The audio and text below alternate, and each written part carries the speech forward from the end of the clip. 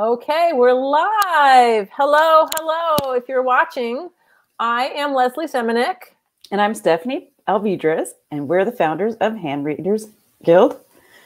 So I learned to read hands in the early 90s. I had previously been playing around with tarot all my life. I was, oh my gosh, I grew up watching all kinds of mystery psychics and things, and I was dabbling in astrology.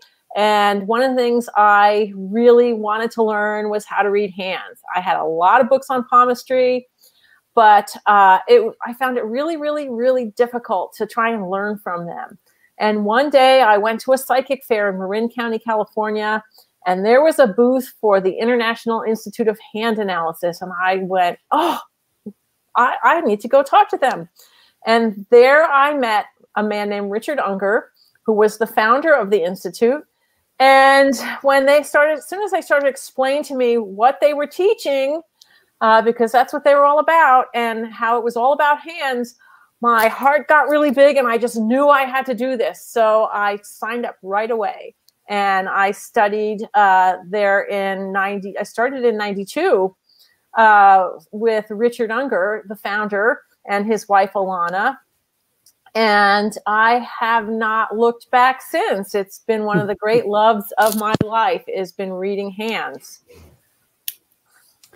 Yep, I have also, that's one of my big passions, and I love reading hands. I love being able to help other people figure out things about themselves.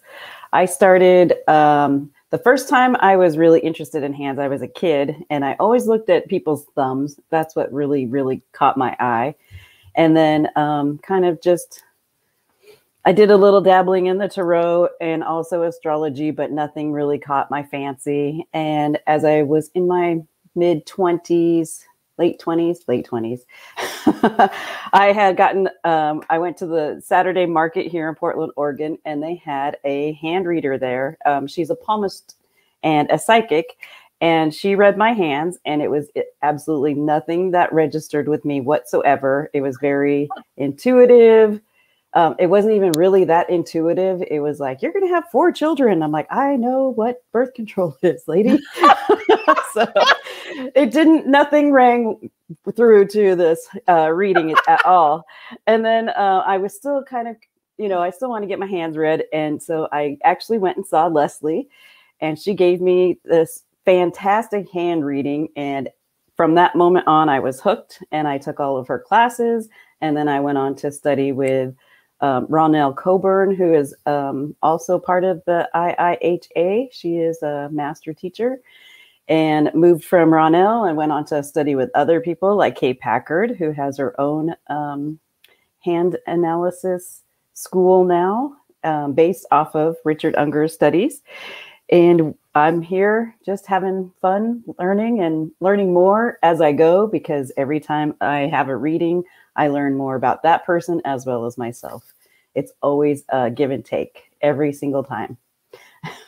Right. So Steffi and I recently started the Hand Readers Guild in order to share our love of this system with other people like you. We will be sharing our knowledge in our YouTube channel, Hand Readers Guild, and in our Facebook group, which is Hand Readers Guild Forum, and on our page on Facebook, and occasionally on Instagram. I pop in there once in a while to do a little post. But I think if you're really interested in this, our YouTube channel is going to be the place to be. So we'll be posting links to those the group, to our page below this video. And feel free to like our page on Facebook or to join our group. Hit that subscribe button on YouTube. Right? Let's do that. Yeah. Hit that subscribe button so you can stay up to date on all these videos. We're going to be talking about all kinds of fun stuff here. But first, today, we're just going to kind of tell you a little bit about what hand analysis is. So, hand analysis is a modern system for reading the hands in order to better understand the self. It is different than palm reading. Sorry about that jingle. That's my dog. He wants to get in on the act. I have never read his book. But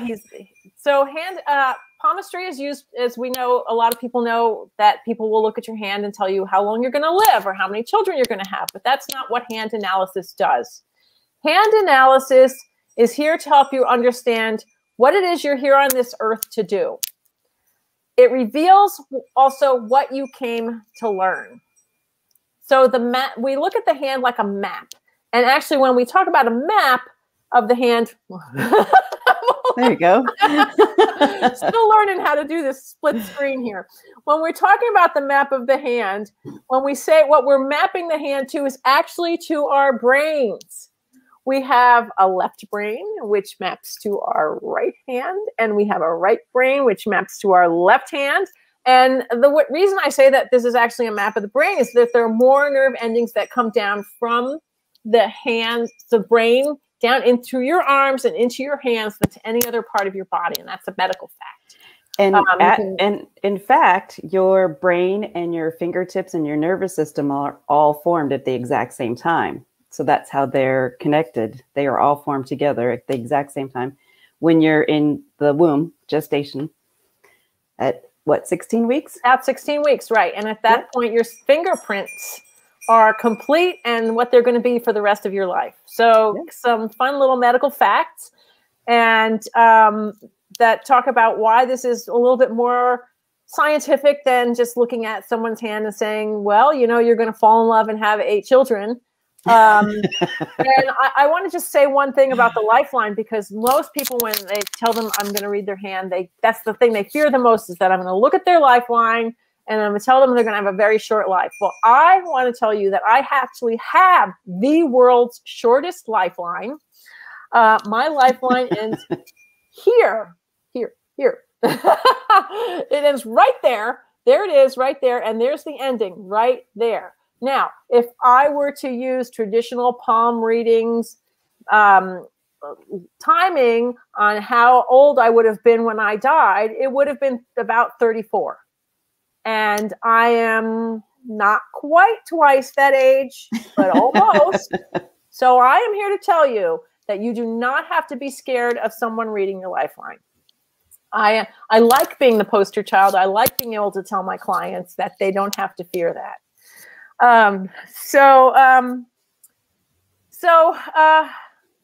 The system of hand analysis as we know it, I mentioned my teacher, Richard Unger. He began developing this system in the 70s and 80s. And he studied old palm reading texts, and he got his hands on really old texts, not just the ones you can find in your basic metaphysical stores or on Amazon.com. He really went to the trouble of searching out historical documents. You're laughing at my dog's ringing the bell. I hope everybody else is too. It's like an angelic bell. I know. You know, it's every time I get on one of these videos, whether I'm teaching a class or just doing a live, they know. They're just too smart and they know. And they start ringing that bell. Or when I'm on the phone with somebody really important to me. They just do it. Richard studied, back to Richard. Richard studied these old texts, and he also went into medical libraries where he studied everything he could get his hands on about the study of the hands, how hands are used, about the nervous system's connection to the hands, and also his favorite topic, the skin ridge patterns in the hands, which if you may or may not know, the only place you have skin like this is on your hands and your feet. That's the only place you have those ridged patterns. One of the reasons we have them is for gripping. But there's a lot of other things that medicine knows about the skin ridge patterns. It's before a lot of the tests that we have, the modern test techniques that we have now, hands were used for medical diagnosis, both the skin ridge patterns and even line formations. I don't know, do you want to add anything about that, Stephanie? About the line formations? You want me to go into chirognomy? Sure, if you want to talk a little. Well, I meant about like the medical diagnosis. Oh, the medical. No, you're good with that one. I wish they would bring it back more, because I have noticed when doing readings, I would mention something like a discoloration of hands, and the person will go on to their medical, all of their medical person. Right. Past. All about what's going on with that Yeah. area of their life. Yeah. Yeah. Well, I mean, the most obvious one that we can talk about is the simian crease. And we're going to do a whole video on the simian crease at some time in one of our episodes. But what the simian crease is like, if you look at my hand here I go again. When I fold it, I've got two creases here. Still learning my camera. I hope you're laughing with us. You see those two creases there that run horizontally underneath my fingers. Most people have two creases, but there are some people who have a single crease that goes across, which looks like a monkey's hand, and that's called the simian crease. And at one point, long before they had the tests we have now, where they were able to diagnose this even in utero, when a child was born with a single transfer, they call it the single transverse crease, is the medical technical term for that, or the anatomical term. That was a sign that the child might have Down syndrome. So you can see how that hand was used. That's a very easy one to point out. And now, of course, we have other ways to tell that long before we get to look at the hand. But Richard did all of these deep, intense studies, and he combined these two, the knowledge of medicine and palmistry, to come up with this modern version of hand analysis. And he changed the name to hand analysis so that we know that it is more about analyzing who we are and what we're capable of than predicting randomly what the future has to hold. My feeling about predictive work with the hands is that it takes a little bit of power away from people. It takes a little bit away of their free will. Whereas what we do with hand analysis is we give information that empowers the individual to make good choices about their life, or to recognize who they are and become more centered in their own personal power. Mm-hmm. Absolutely. So there are three parts to hand analysis. Well, so the first is the study of the lines in the hand. And of course, most people think of palmistry as reading the lines in the hand. And when you talk to people about reading hands, that's what they think you're going to look at, is just the lines. But there's so much more than just the lines. I love when that happens. They're like, what were you going to read for me? And then I pick out something like their hand shape.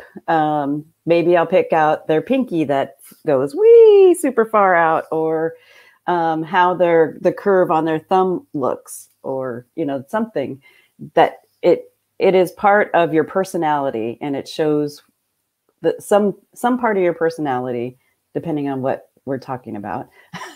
Right. And that shines through, and everybody with your hand shapes, everybody sees that. That's who you are on the outside. That's what you do. Right. You can't hide your hand shape. You're using your hands all day long. Yep. Right. So the study of the hand shapes is called chirognomy. That's the official term. Is chirognomy. It's the size and the shape of the fingers, and also the mounds in the palm. The mounds. The mounds right here. Yes, we're both doing that. And then the last part are, of course, what I was talking about with Richard and the skin ridge patterns, which is the study of the ridge is called dermatoglyphics. There's a mouthful for you. Yes. Dermatoglyphics. Derma, of course, is skin, and glyphics is like, symbols. So the symbols in your fingers. So I'm going to show you a little bit. Just going to share my screen. I'm going to share my screen. What happened to that? I'm going to show you. I thought I had that ready there. There we go. There we go. There it is. Yay. I'm going to share this little diagram I have, which shows you the 4 types of fingerprint patterns. Now, we look at the fingerprint patterns a lot in our version of hand analysis, but we also look at the ridge patterns in the palms. We look, sorry about that. Sorry about that. So there's basically 4 types of fingerprints. They are whorls, loops, tenon arches, and simple arches. So what these do, oh God, what should I do? That's okay. That's okay. Just keep going. Roll with the punches. Okay. So what we do is we look at the types of fingerprints you have, how many of each you have, and what fingerprints fingers they land on. Like, is it on your thumb? Is it on your pinky? Is it on your index finger? 1 minute. Yeah. And where they land gives us a definition of how we get to your life purpose or your life lesson, which is what we look at when we look at your fingerprints. So not everybody has all 4 of these. Not everybody has 10 of each of them or 10 of one thing. Some people do, but usually it's a combination. And depending on, we rank them highest to lowest, and depending on which one is the highest would be your life purpose, and which one would be the lowest ranking would be your life lesson. The lesson is more about the things that are going to trip you up in life. Like mine is right Saturn finger, and that's about responsibility or being irresponsible. So I have the opportunity to either be very irresponsible about a lot of things, or I can be the exact opposite and be totally responsible about everything all the time. It's very draining, let me tell you. It's a hard one. And each of these fingerprint types is also related to a realm of experience, which we talk about when we talk about the life purpose in the fingerprints, is how you gain the experience to live your life purpose. So one of the 4 types of experiences you would have would be service, love, wisdom, and peace. So depending on your primary or the number of each of these fingerprints, that's another thing we would talk to you about. Are you going to learn how to be your best self by relating to others? Are you going to learn how to be your best self by sharing what you know, wisdom? Is it going to be by being of service to others and figuring out how to be of service to yourself first? Or is it going to be about how to stay in the present moment and learn to let go of all the worry and anxiety so that you can really do the thing you came here to do? So we're going to talk about those on future episodes as well, and talk to you about what that means for you. Very exciting. The fingerprint part is really kind of earth-shattering when you talk about the history of hand reading. Mm-hmm. It's the first real modern addition to hand reading that's been added in probably hundreds of years. So we're hoping to share some of that with you if you choose to tune in, and I'm going to make sure my dogs are somewhere where they won't interrupt us for our next episode. They had to get their 2 cents smart, in. Stephanie, your dogs are nowhere to be heard. One's in trouble. Yeah. So anyway, we're going to be talking about things like fingerprints, about life purpose, about life lessons, about gift markings. We're going to talk about how to read the chakras in the hands. Stephanie is really, really great with the archetypal hand shapes. Hand shapes are my favorite. Right. Another thing that Stephanie has done is look at family members to see if there are patterns that show up in the fingerprints and in the hands. Karmic patterns that show up in people's families by looking at everyone in the family and their hands. Mm-hmm.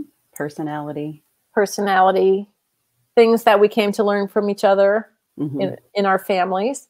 We will actually put up some handprints and do example readings for you. so you can see how that works. And, you know, we're also going to hope you'll add some comments either while we're broadcasting or afterwards, and we're going to check and try and answer your questions that you have. And that's only just a sample of the things that we are going to cover. Yes. So I think my dog is telling us that it's kind of time to wrap it up. He's been patient enough. He has a different agenda for me. Exactly.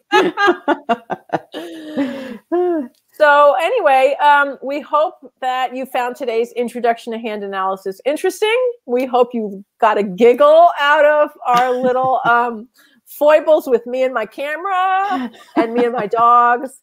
And if you did, we hope you will hit the like button and you'll subscribe to our YouTube channel and come join us. Come back again. Come join us on our Facebook. There we go. Hand Readers Guild Forum. You can search for that, or we'll be putting a link to that in below the video, and so that you can come and join our discussions. And we have lots and lots of diagrams posted in there that you can learn from. Lots of diagrams on all kinds of things. Finger length, thumbs. Thumbs are a great subject. Thumbs are huge. Yes, we will definitely have a video on thumbs. Yes. So we're kind of fun. We hope you'll come back and join us. And again, I'm Leslie. And I'm Stephanie. And you have a great time. And please join us next time. Yep. And that's it for Hand Readers Guild Forum, episode 1. Bye now. Bye.